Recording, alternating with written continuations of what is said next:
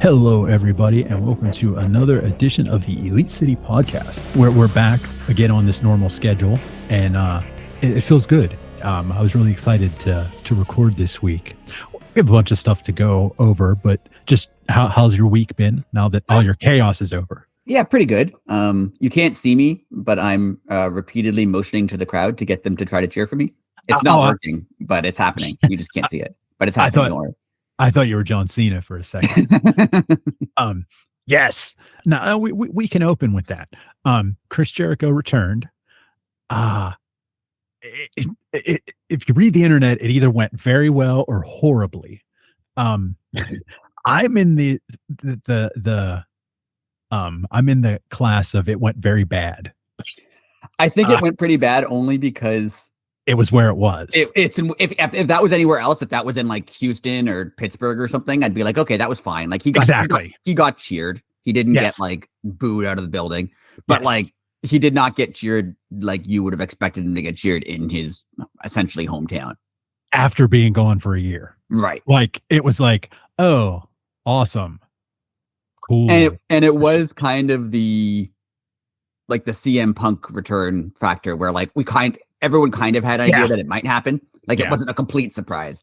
Everyone kind of had an idea that, oh, it's a possibility. If he's going to show up, it's going to be at that show. Like maybe he won't be there. Like if he wasn't there, you wouldn't feel like you got ripped off. Exactly. But it wasn't completely out of nowhere. Totally. Now, again, this popped in my head right now, this very second. He was, as you said, he was trying to get the people to cheer, trying to work the crowd. Excuse me. AEW now has a lot of new fans. Maybe they never heard the song Judas before, if I'm playing devil's advocate. I mean, maybe, but I feel like anyone exactly at a show, probably, like maybe people watching didn't. But like, I feel like if you're at a show in Winnipeg, like if you're a wrestling fan who's from Winnipeg, true. Chris Jericho. I don't know. It was weird because first I thought him like motioning to the crowd and stuff. Like maybe that's part of a gimmick, right? Like his gimmick was going to be like, I'm so full of myself, I'm going to keep egging on but then like, no, I don't think it was. I think it was just they expected, not to bring up CM Punk again, but they expected CM Punk in Chicago where people go nuts. Yes. Or, Adam Copeland in Toronto where people go nuts and sing along and whatever. And he didn't get that. Like people sang, but like sort of. It wasn't like the crowd was completely dead all night because, like, for Kenny Omega, they cheered. Like, they were cheering for other things. So, I don't know. It was weird. Very weird. Now, I just asked you this question a minute ago. I have a tinfoil hat theory. Do you want me to spring it on you? Yeah, go for it. Okay. Again, could totally be wrong here. Do you think that Mox or someone was standing at backstage and seeing the segment syncing and being like, hey, get a camera on me and Ospreay. We're going to do a backstage beat up thing. And we'll just segue right into the, segue right into the contract signing because it like normally when like something happens backstage, you'll hear like one of the announcers go, oh, hold on. What's going on backstage? Like, no, Jericho's still on the turnbuckle, like getting his hands like, come on, everybody. And they just cut to the back. I think they did. I think because normally after something like that, you would go to commercial.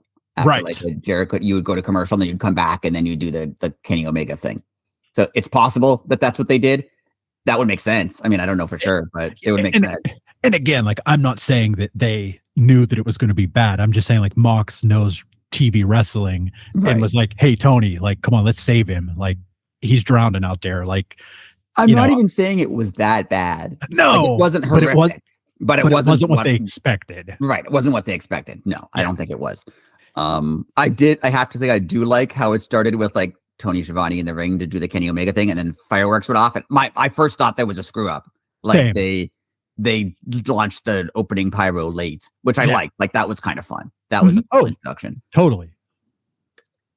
I don't know. I have to say I'm not super happy to see him back, but I don't think that that's coloring my view of the return. I think just it was kind of awkward. Like it wasn't bad, but it was awkward. I agree. Now I have a quote, and I actually wrote her name down All right. for once. From I was on Threads from Books and Body Slams, friend of the show. She had a very good quote. You know, you could say what you want about Jericho, but the few words that he said when he called AEW home, that was more important than most people realize, because whenever people leave and come back to WWE, they always say, "Oh, they're now that's home." True. That's true. So again, this isn't her this is my speculation. That was her quote, but this is my speculation. Did Jericho throw feelers out to like, hey, put me in the Hall of Fame, blah, blah, blah, I'll come home, whatever. And they were just like, nope. Or like, oh yeah, we'll pay you $100,000. I have a conspiracy theory about that. Okay. And my theory is he did think of going back to WWE for like a final run and a retirement thing and a Hall of Fame induction. And then maybe he saw like the John Cena retirement or the AJ Styles retirement or Goldberg's retirement, how they were kind of just like all about not so much AJ Styles, but like the other ones were kind of just about Triple H. Like Goldberg's retirement, they cut it off the air. And then John Cena's like right after John Cena retired, Triple H runs out. Is like, it's all about me. Like, also true. And a guy who had a problem with Triple H in his career, like Jericho and Triple H, known to have that.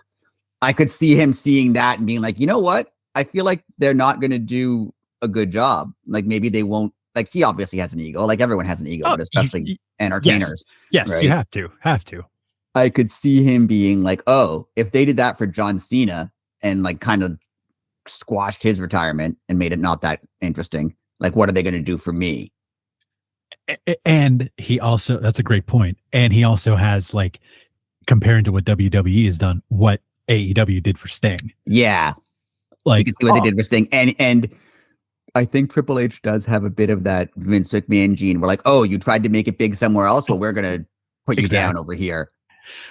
Of course, because, you know, there's only one place to work. Right. I mean, look at Kurt Angle. Like Kurt Angle left, went to TNA for a while. He was in TNA for a while, came back, and they're like, you know what? We're just going to have you randomly lose a match to Baron Corbin, and that's it. That's your career. Like he didn't. And he was Kurt Angle. Like Kurt Angle was a great wrestler. And he got basically nothing out of his retirement, right? So I could see Jericho setting some feelers out and then being like, oh yeah, what you're going to do is you're going to have a series of matches against, you know, some mid-card guy, and then you'll retire at, you know, Backlash, not, you know, WrestleMania or something. It's going to be some like random episode of SmackDown, and him being like, you know what, maybe not. Maybe I don't want that. And you're right. Looking at what they did for Sting, like maybe he's like, oh, I'm one of the first guys to sign with AEW. I'm their first world champion. Like I see how Tony Khan treats legends, and I'd rather do that. And that's not precluding him from going to WWE Hall of Fame in like 2 years.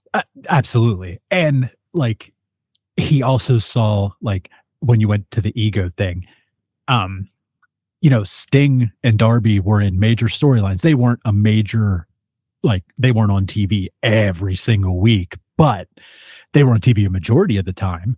And you know, if you have to feed Jericho's ego a little bit like that, which again, you should, I mean, like you just said, he's first world champion. He basically legitimized the company by signing there at the very beginning.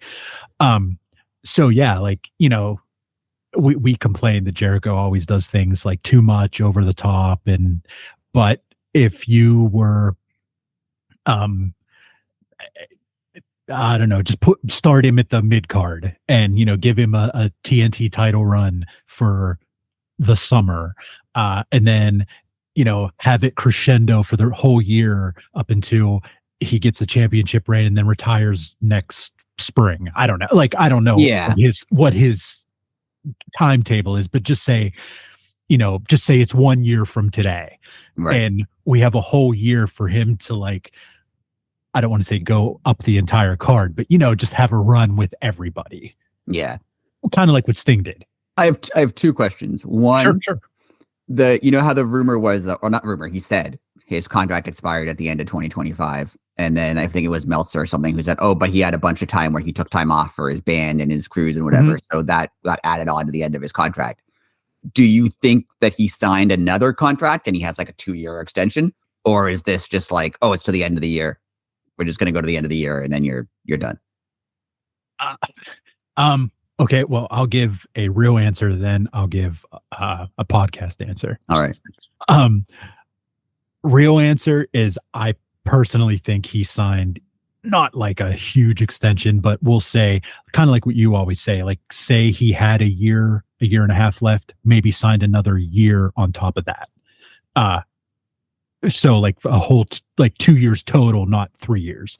Now the podcast answer is I would say there's a little bit of both in there. That maybe he you not necessarily used WWE, but like, hey, Tony, I threw this out there to see what they were interested in. And I know, you said you were able to give me X amount, but I mean, they did offer me this.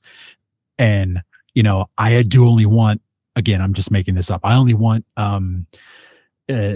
90 appearances, could you give me a little bit more money and then we'll just call it a career? Like that's one or the other, I think, of those things. Yeah, and I know that's covering all the bases, but I think he has extended a little bit because say his contract expired in 6 months or whatever, right? I feel like AEW just wouldn't put him on TV. If his contract's up in 6 months and he's leaving, you could just wait out the 6 months and he's done. Yeah. And you need time to like, if you're going to give him a send off. Yeah. You can't just like, excuse my language, you can't half-ass something like that. You got to like, you got to put the time in, you got to put the people involved in it, like, oh, Jericho's going to work with Big Bill and Action Andretti and Brian Keith. I don't know. I'm just throwing, and then you have to make sure, they're ready and they're not injured. So like, yeah, like I could see you, which you just said, like adding the 6 to 8 months on from the band touring and everything, and then signing a year, another year or something. Yeah. Yeah. And then just, you have enough time to let things happen and things like that. And question for you. All right. If this is the final ride, which I mean, it has to be getting close. I mean, he's in his 50s. Right. If this is it, is he also the first Hall of Fame inductee? I was thinking that because AEW is what? It's going to be 7 years old in like January, right? Yes. So I was thinking my thought was always, maybe they'll wait till like the 10th anniversary to do a Hall of Fame, right? Because you don't want to start a Hall of Fame when you're like a 3-year-old company because that sounds weird. Yeah. Right. So maybe they'll wait till like the 10th, but like him or Sting has to be in the first class, or 100% have to be in the first class of the Hall of Fame. So yeah, maybe he goes another year and a half and it's like the 8-year anniversary and they decide, okay, we're doing a Hall of Fame, and it'll be him and Sting, or him or Sting, because we've had a whole podcast about it. We don't love the stuff he's done in the last few years of wrestling. Yeah. But he's definitely important to AEW. One of the more important people in AEW over the course of the company. Oh, absolutely. And just, I mean, he worked and survived in the land of giants, working a Japanese style of sports entertainment even. I mean, you could say that the Attitude Era was more wrestling based than sports entertainment, but it was still not what the old way used to be. Right. And, Jericho was trained learning the old way, but adapted. So yeah, like AEW existing and not being a WWE clone let him reinvent himself yet again. Excuse me. And I think that, I mean, in terms of not one-upping, but like he's the kind of guy who likes to one-up people. The whole, I do think a large portion of the beginning of AEW and part of it was WWE putting NXT on against Dynamite. Created like a rivalry.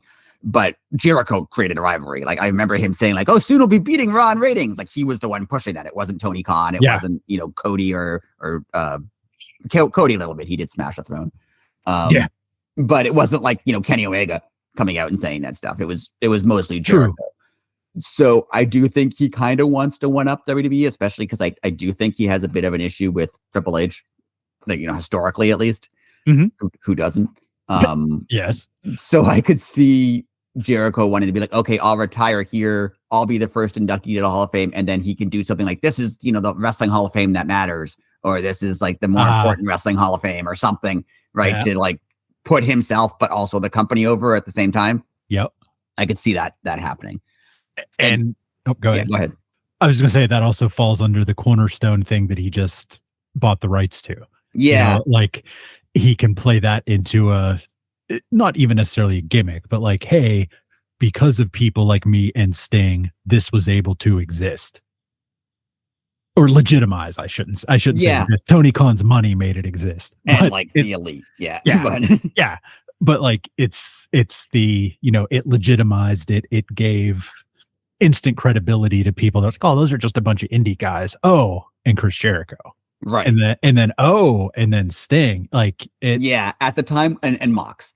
Absolutely. Sorry, Mox. But at the time, when it started, people had heard of Kenny Omega or Cody even. Cody was in WWE. People had heard of him. Right. But he wasn't like a household name in wrestling. Or like the Young Bucks. People knew who they were, but they weren't like... Exactly. Jericho did legitimize them. One thing I will say is he can't have another group of people. Like there's no... no. Like... If they do something, I would like to see them put him with a tag to like protect, kind of like what they did with Sting. Yeah.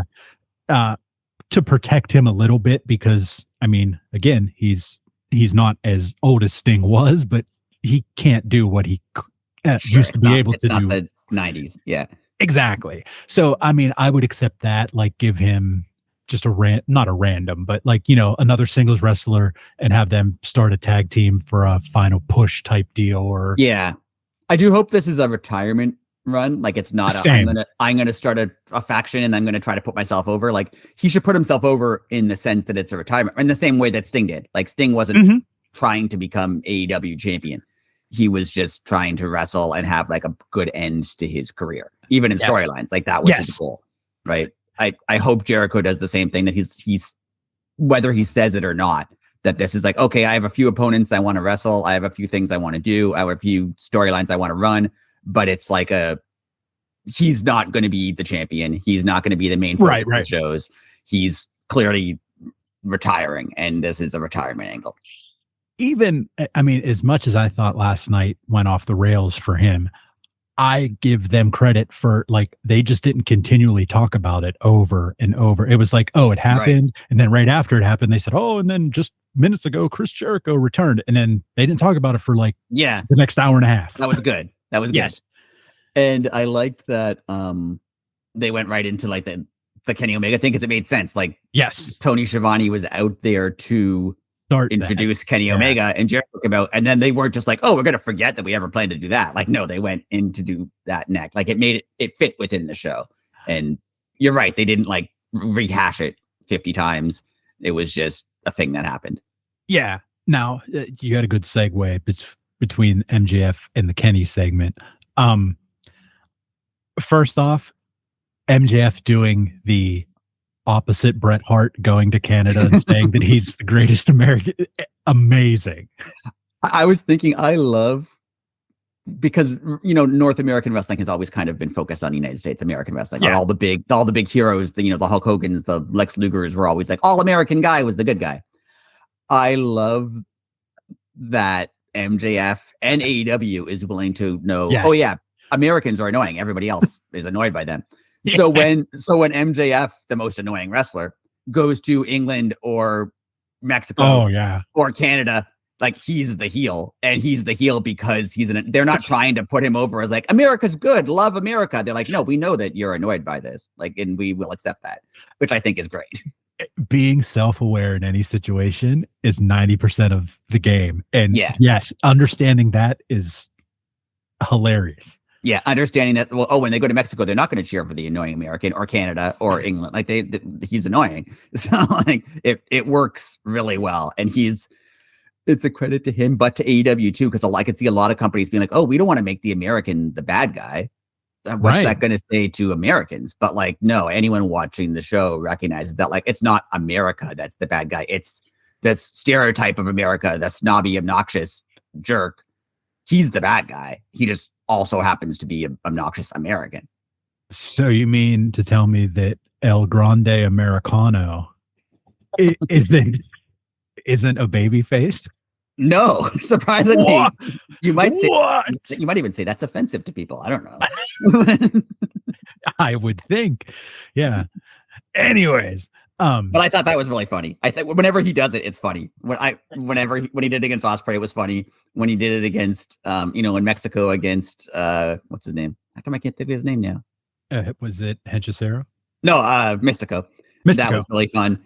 And this was really fun. Like, and then Speedball, who's never cared about being Canadian, suddenly had an all Canada outfit. That was funny too. Well, okay, we're gonna get back to that real quick.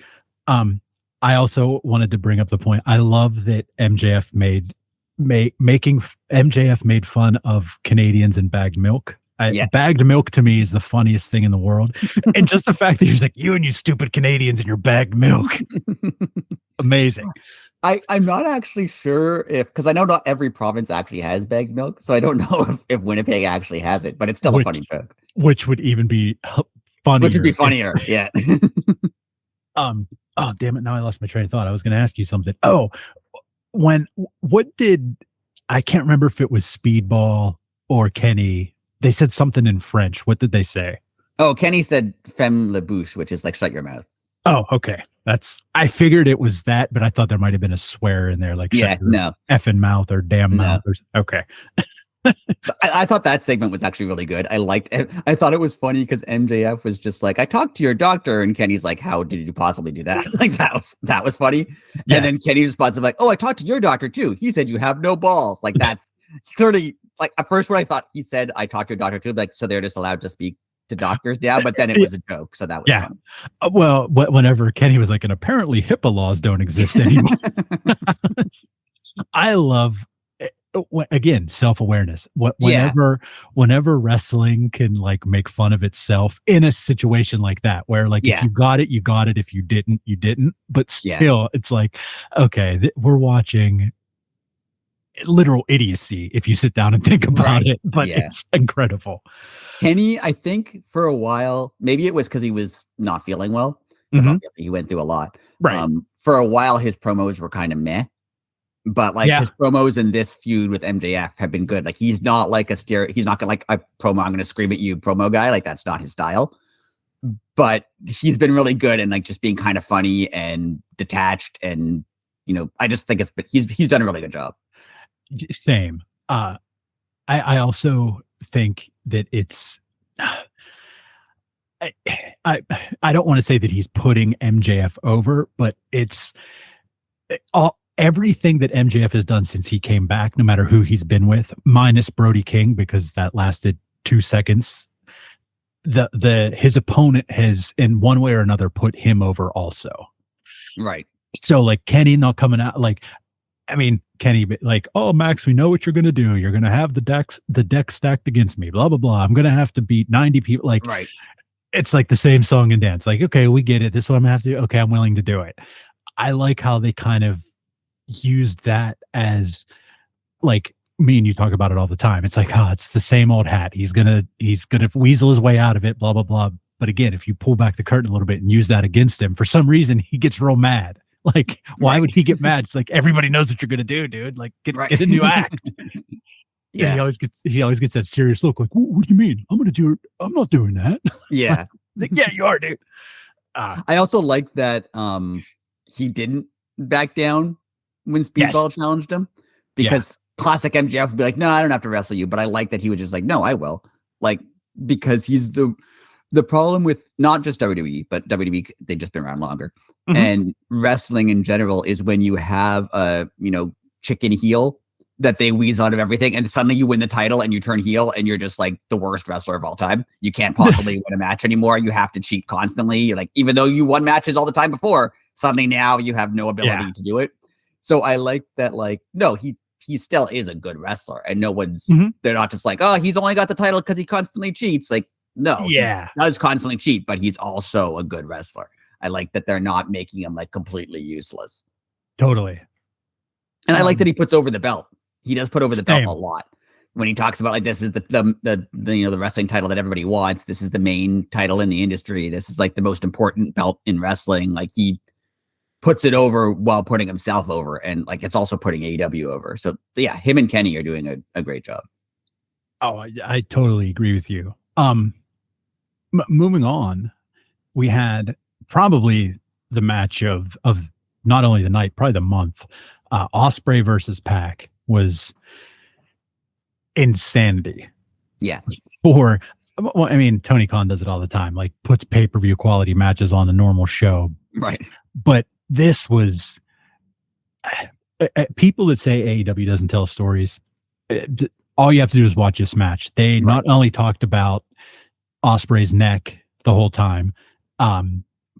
Pac worked his neck and kept doing moves to his neck. And it was like, I mean, that's classic wrestling 101.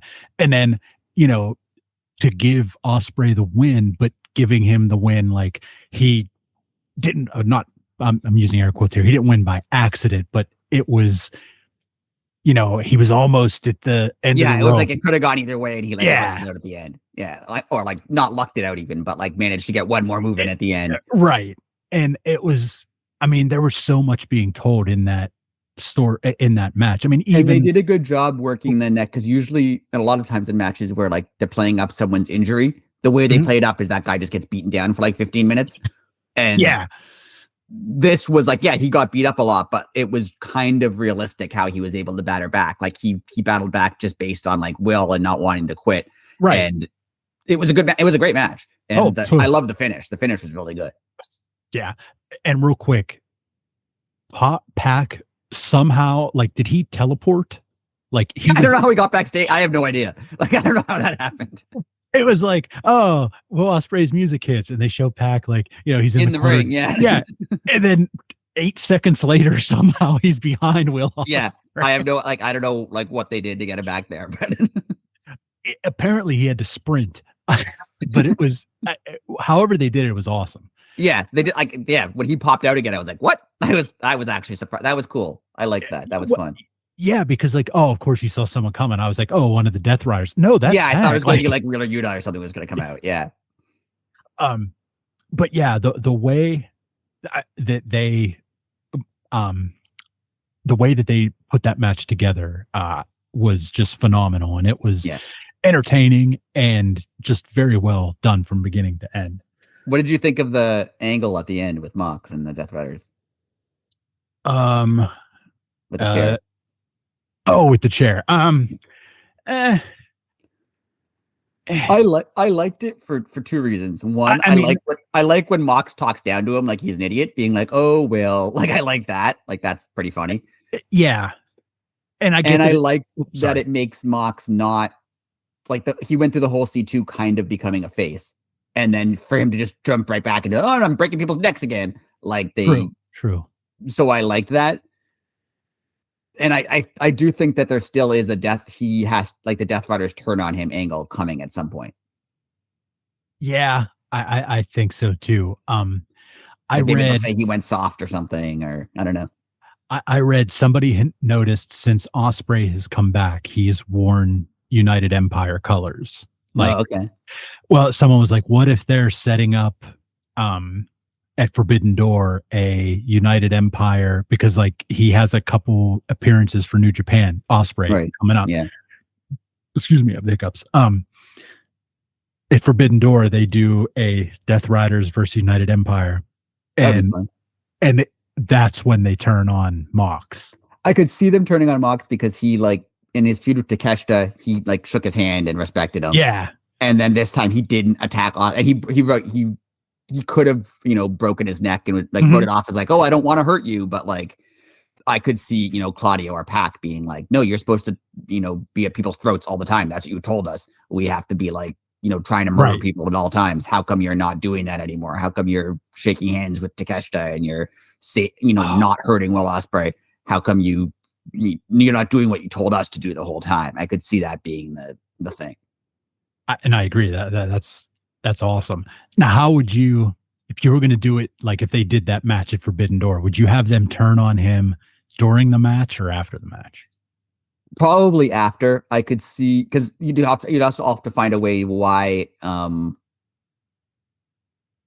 would you see in the United Empire? Would it be Kyle Fletcher and Mark Davis, or would it be other people? I would imagine it would be other people like Great O'Con. Yeah, because you'd have to explain why Kyle Fletcher's suddenly on his side. Yeah. Oh yeah, I think it would be like New Japan people. It'd be other New Japan people. Yeah, I'd have them turn after and be like, he was the weak point. Like they have him get pinned, and then Claudio would be like, I'm sick of this. You've been losing all the time now, and you're making us look bad. Hey, that's awesome. Now I do have to say, okay, this is why I think the Continental title shouldn't be a title. Perfect segue. Like for feuds like this, because it makes sense that Ospreay wants to go after Mox because Mox is the one who hurt him. Like that makes perfect sense, right? In stories, it made sense to have Mox win the C2 because it was a good way to like after he lost the title to like re-legitimize him and bring him back into wrestling. Like that was bring him back as a top guy. Yeah, I think that was really good. So he should have won the C2. That was fine. He should be feuding with Ospreay. That's fine. Ospreay shouldn't be the Continental champion. Like, I don't think he should. Like, I think he should beat Mox in this match, but I don't think he should be Continental champion. Okay. So I don't think this belt actually needs to be a belt because there's already a bunch of other belts. I don't even think Mox needs the belt, right? To be honest, I think Mox winning the tournament in itself would have been putting him over. Him having the belt doesn't really do anything for me. Like he has all these eliminator matches. He's not going to lose. Like he's not going to lose. Right. I don't know who he's facing this week. I forget who it was. But he's not losing. Like, so I don't know why they made it a title, to be honest. Yeah. The C2 should be it could be a belt as in like your trophy. Like you the Owen Hart belt. Like the Owen belt. Right. Yeah.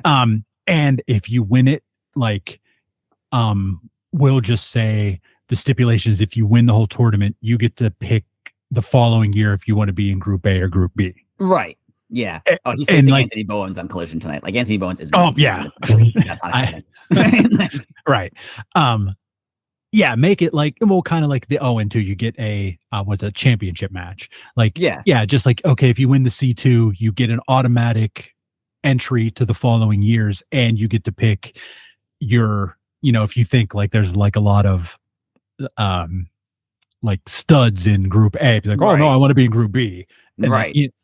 Like that would be awesome. And the prize itself is winning the tournament. It's just the tournament itself. Is prestigious. Like And then go ahead. I don't know. Like first of all, there's too many belts, but also Agreed. Like winning the tournament itself should be the prize, right? Like you want to be the tournament winner. Like there's that's the thing that's always been weird to me. Like it happened in WWE too. Like if you win the Royal Rumble and you get your main event at WrestleMania, or if you win the Owen Hart tournament and you get your main event shot at All In, and you win the title and you become champion, isn't that technically like winning the title at any other match in any other point in the year? Like, why does it matter if you're in the main event of All In versus if you win it at Revolution or Dynasty? Technically, right? I understand that, like, the prestige of the main event and the biggest show of the year, but the title is the title. Whenever you win it. Like, it doesn't matter. So make the C2 something special in itself. It is difficult to win. You do have to fight a lot of guys over a short period of time. Yeah. So that's enough. Like, that's the prize.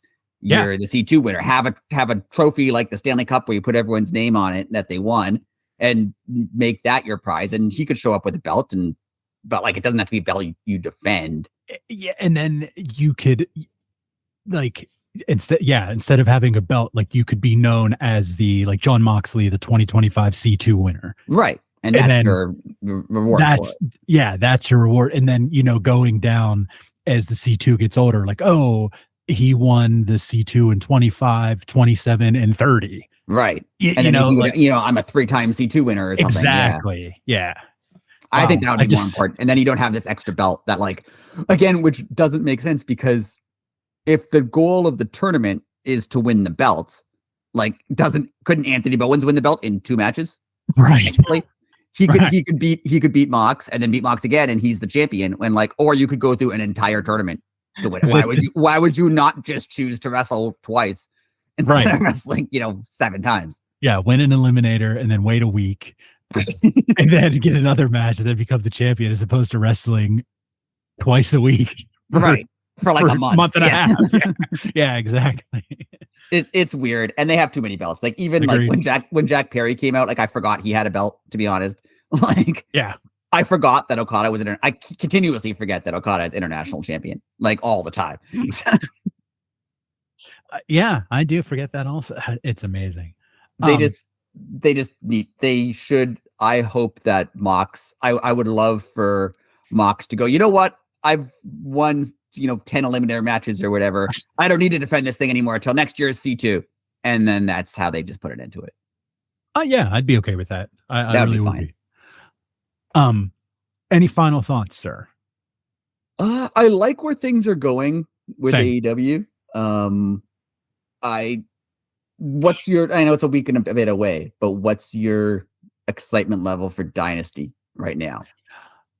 Well, very, considering I've yet to watch an AEW pay-per-view in this. Oh yes, that's true.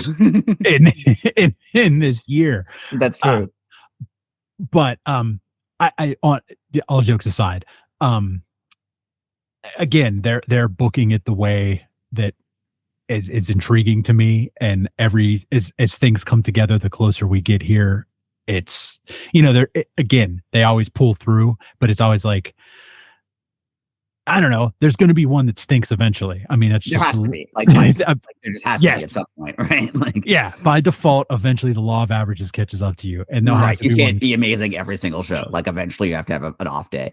Yeah, and even if that off day is just a very good pay-per-view, right? Like, I mean, honestly, like it doesn't have to totally stink, but I always go in with glass